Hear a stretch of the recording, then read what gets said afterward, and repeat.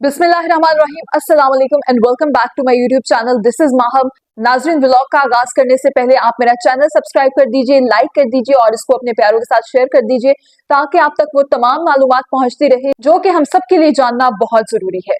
आपको ये बता दूं कि आजकल यंग जनरेशन में अदम बर्दाश्त बहुत तूल पकड़ रहा है और उसी अदम बर्दाश्त की एक वाज़ेह मिसाल ये वाकया भी है जिसकी नजर मुस्तफा आमिर हो जाता है। सारा इनाम और नूर मुकद्दम के बाद एक ऐसा वाकया जिसने सबको झंझोड़ दिया। रवां साल 6 जनवरी को लापता होने वाले मुस्तफा आमिर के कत्ल की 14 जनवरी को तस्दीक की गई। मुस्तफा के दोस्त और इस केस के मरकजी मुलजिम अरमगान के बंगले पर मुस्तफा की बेरहमाना कत्ल और उसकी गाड़ी को लाश समेत जलाने और फिर एक और लावारिस लाश के तौर पर बलूचिस्तान में दफनाने की दिल दहला देने वाली तफसीलात सामने आई। पुलिस के मुताबिक मरकजी मुलजिम अरमगान, शरीक मुलजिम शराज और मकतूल मुस्तफा आमिर बचपन में स्कूल के दोस्त थे। न्यू ईयर नाइट पर तीनों इकट्ठे थे। किसी बात पर तनाजे हुआ और अरमगान ने फोन करके मुस्तफा आमिर को अपने घर बुलाया। ऐसे में दोनों मुलजिमान ने मुस्तफा पर तशद्दुद किया और गाड़ी की डिग्गी में बंद करके बलूचिस्तान ले गए।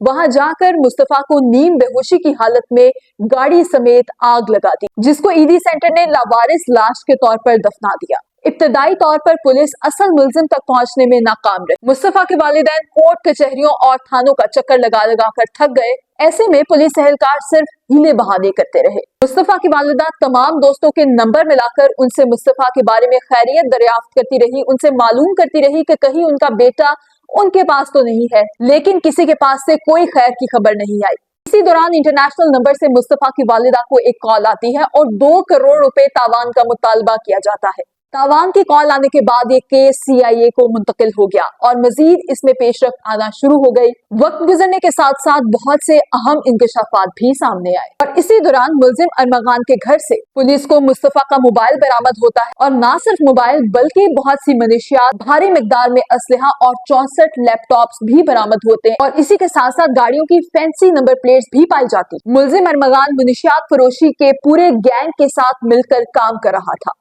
मुस्तफा कत्ल केस में 2 लड़कियों के नाम भी सामने आए हैं जो कि तनाजे की वजह बने। पुलिस के मुताबिक मुलजिम अरमगान मारूफ अदाकार के बेटे साहिर हसन से मुबैना तौर पर मुनशियात भी लेता था। तफ्तीश के मुताबिक मुनशियात का पूरा बिजनेस स्नैपचैट पर चलाता था। 2 बड़ी कोरियर कंपनीज के जरिए मुनशियात मंगवाई जाती थी। मुस्तफा कत्ल केस में बहुत से इंकशाफात और हकायक अभी बाकी है। इससे कबल भी नूर मुकद्दम और सारा इनाम जैसे लर्जा खेज कत्ल केस की वारदातें भी सामने आई। मुख्तलिफ वजूहात की बिना पर या तो केस का फैसला आने में कई साल गुजर जाते हैं या सजाओं पर अमल दरामद ही नहीं हो पाता।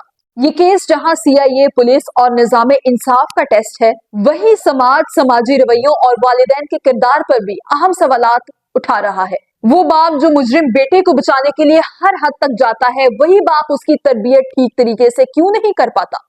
अच्छी खासी पढ़ी लिखी और इन्फ्लुएंशियल फैमिलीज के बच्चे ड्रग्स और मनशियात के घिनौने खेल में क्यों पड़ जाते हैं। सवाल यह है कि ये सिर्फ मुस्तफा का केस है या फिर पूरे निजाम और समाज पर सवालिया निशान है। और अहम सवाल ये भी है कि हमारा निजाम इंसाफ इतना मजबूत क्यों नहीं कत्ल जैसे बड़े मुजरिमों को सजा दी जाए ताकि आए रोज इस किस्म के दिल दहला देने वाले वाकयात को रोका जा सके। नाजरीन, ब्लॉग के इख्तिताम पर सिर्फ इतना कहना चाहूंगी, मेरी दरख्वास्त है उन तमाम वालिदैन से जो कि अपने बच्चों को अच्छा लाइफस्टाइल देने के लिए दिन रात मेहनत करते हैं। खुदारा अपने बच्चों पर तवज्जो दीजिए, उनकी एक्टिविटीज पर नजर रखिए, उनकी जानों को जाया होने से बचाइए। और इसी के साथ मेरे पास अल्फाज भी खत्म हो चुके हैं। इतनी लर्ज़ाखेज दास्तान है कि इंसान बोलते बोलते उसकी जुबान लड़खड़ाती है, उसके होंठ उसका साथ नहीं देते। Same is the case with me.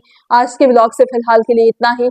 हाजिर होंगे अपने कल के ब्लॉग में एक नए मौजू के साथ। इजाजत दीजिए, अल्लाह हाफिज।